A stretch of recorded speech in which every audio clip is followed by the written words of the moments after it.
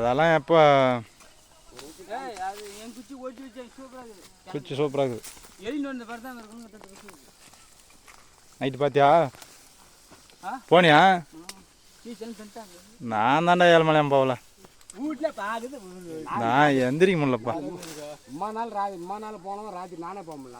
அது சொல்லு. காலைல வந்து தேட்டு போய் நாங்கள் கறிதான் தேட்டு போய் நானும்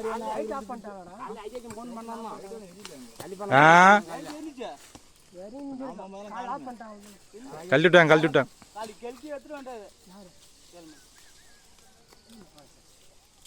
நானும் அறியாண்ணா ஆண்டு தேட்டு போனோம். அங்கே அப்புறம் நாடு வந்துட்டோம்.